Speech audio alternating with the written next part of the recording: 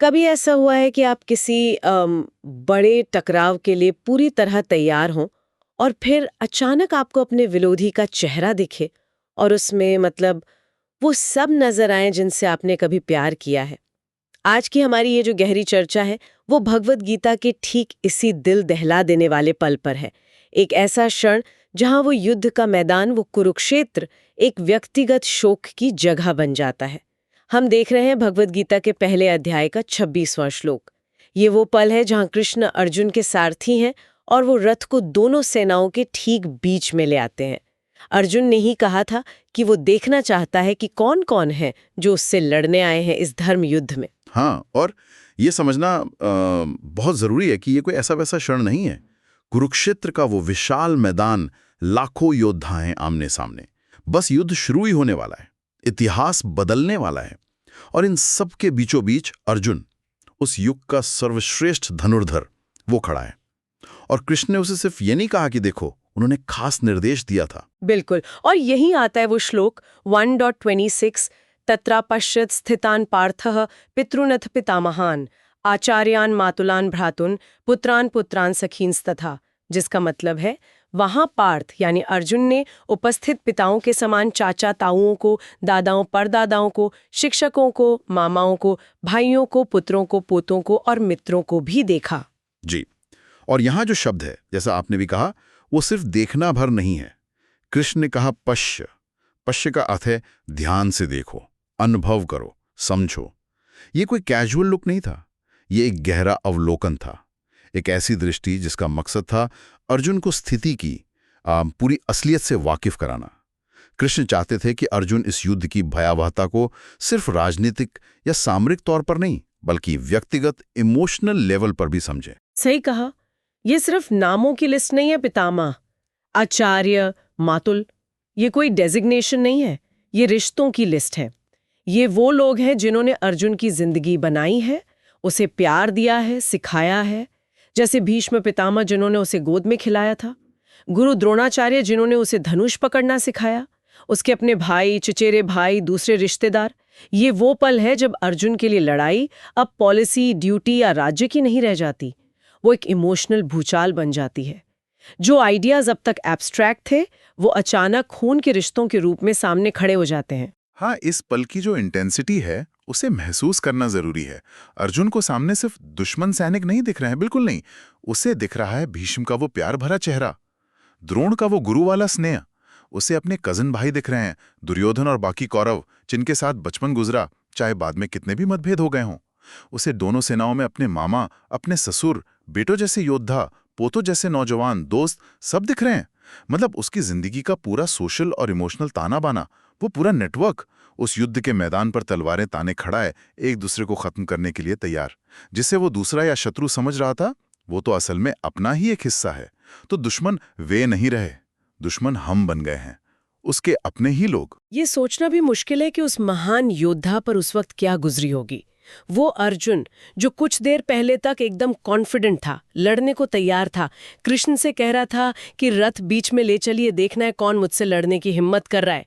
और अचानक उसी अर्जुन के हाथ से गांडी फिसलने लगता है, उसका शरीर कांपने लगता है। क्यों? क्योंकि उसने देख लिया। उसने सिर्फ विरोधी सेना नहीं देखी, उसने अपना अतीत, अपना वर्तमान, अपने रिश्ते, सबको मौत के सामने खड़ा देखा।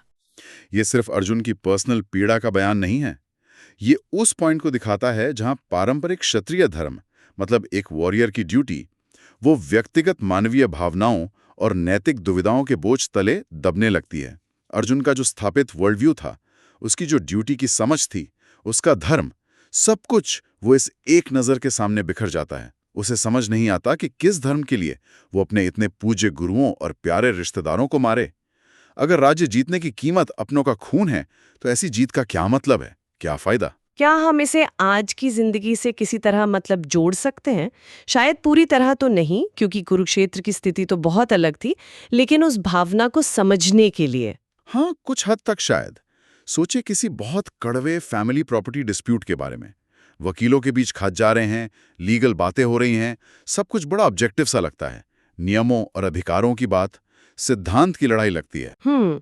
लेकिन फिर शायद कोर्ट में या किसी फैमिली मीटिंग में आमना सामना होता है और अचानक आप देखते हैं, अरे ये तो वो चाचा हैं जिन्होंने पहली बार साइकिल चलाना सिखाया था, वो बुआ जिनका आशीर्वाद हमेशा साथ रहा, वो कजिन जिसके साथ सारे बचपन के खेल खेले।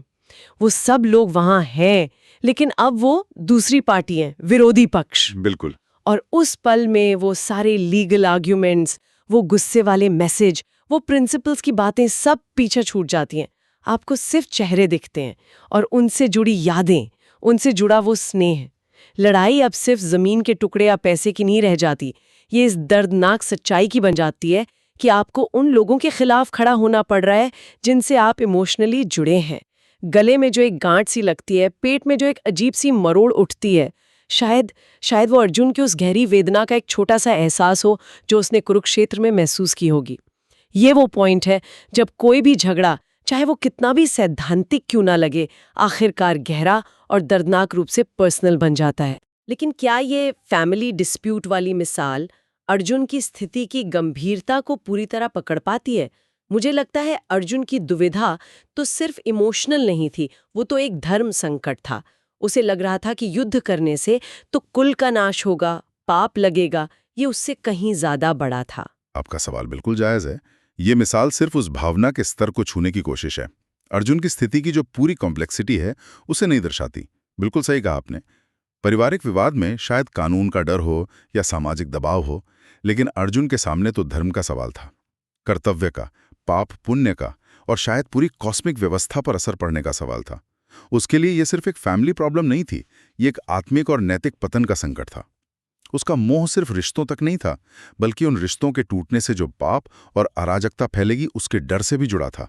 इसीलिए यह क्षण इतना अहम है। यह सिर्फ एक योद्धा का इमोशनल ब्रेकडाउन नहीं है, ये गहरी फिलोसॉफिकल क्राइसिस की शुरुआत है। और यहाँ बात वाकई दिलचस्प हो जाती है। ये एहसास, ये जो विजन है, ये सिर्फ अर्जुन को कमजोर नहीं करता, बल्कि ये उस गहरे संवाद की भूमिका तैयार करता है जो आगे होने वाला है। कृष्ण ने अर्जुन को ये सब देखने ही क्यों दिया?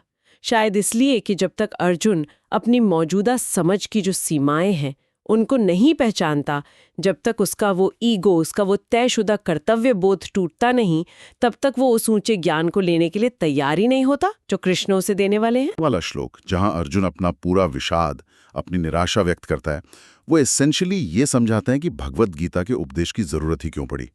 ये अर्जुन का मोह और उसका दुख ही है जो कृष्ण के उस डिवाइन ज्ञान के फ्लो का चैनल बनता है। अगर अर्जुन इस एक्सट्रीम मानवीय संकट से नहीं गुजरता, अगर वो इस पर्सनल और नैतिक दुविधा के भंवर में नहीं फंसता, तो शायद उसे उन गहरी सच्चाइयों को सुनने और समझने की जरूरत ही महसूस नहीं होती। ये जो मानवीय पीड़ा है, यही अक्सर आध्यात्मिक जिज्ञासा और ज्ञान पाने का दरवाजा खोलती है।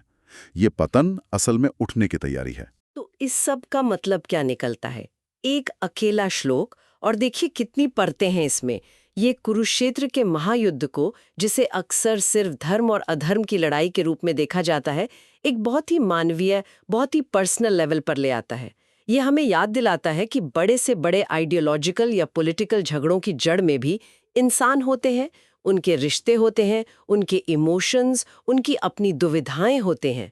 ये युद्ध को सिर्फ हथियारों का टकराव नहीं, बल्कि रिश्तों और नैतिक मूल्यों का संघर्ष बना देता है। हाँ, और ये हमें एक बहुत जरूरी सवाल पर सोचने को मजबूर करता है। हम अपनी जिंदगी में कितनी बार उन लोगों को जिनसे हमारे मतभेद हैं या जिन्हें हम अपना ओपोनेंट मानते हैं, सच में उनकी इंसानियत के लेवल पर देखते हैं? कितनी बार हम उन्हें सिर्फ एक लेबल, जैसे वो साइड, गलत सोच वाला, हमारा दुश्मन, इससे आगे बढ़कर एक इंसान के तौर पर देखने की कोशिश करते हैं। एक ऐसा इंसान जिसके अपने रिश्ते हैं, अपनी भावनाएं हैं, अपनी कहानी है, अपनी मजबूरियां हैं। ये तो बहुत गहरा सवाल है। अक्सर हम अपनी ही धारणाओं में, अपने प्रीजुडिशंस में इतने उलझे रहते हैं कि सामने वाले इंसान को देख ही नहीं पाते। बिल्कुल। और जब हम ऐसा करते हैं, जब हम वाकई में पश्य करते हैं, ध्यान से देखते हैं, तो क्या बदलता है? क्या हमारा गुस्सा कम होता है? क्या कोई सहानुभूति जागती है? क्या सुलह का कोई नया रास्ता दिखता है? अर्जुन की ये दृष्टि हमें यही आत्मनिरीक्षण करने के लिए बुलाती है। ये याद दिलाती है कि हर विरोधी चेहरे के पीछे एक जटिल मानवीय सच्चाई छुपी हो सकती है, ठीक वैसी ही जैसी हमारी अपनी जिंदगी में होती है। शायद असली लड़ाई बाहरी दुनिया से ज्यादा हमारे अपने अंदर की धारणाओं और हमारे रिएक्शन से होती है। ये वाकई सोचने वाली बात है कि कैसे एक हजारों साल पुराने ग्रंथ का एक श्लोक आज भी हमारे पर्सनल झगड़ों और आपसी रिश्तों पर इतनी गहरी रोशनी डाल सकता है। अर्जुन की इस दुविधा से उबरने और कृष्ण के उस टाइमलेस ज्ञान को समझने की यात्रा तो अभी बस शुरू ही हुई है। अगर आपको भगवद गीता की इस गहरी पड़ताल में रुचि आई है और आप अर्जुन की इस यात्रा और कृष्ण के उपदेशों को आगे भी समझना चाहते हैं, तो इस चर्चा को लाइक जरूर करें और हमारे साथ जुड़े रहने के लिए चैनल को सब्सक्राइब करें, ताकि आप अगले श्लोक और उनके गहरे अर्थों पर होने वाली हमारी बातचीत को मिस ना करें। हम गीता के इस सागर में एक एक श्लोक करके गोता लगाना जारी रखेंगे।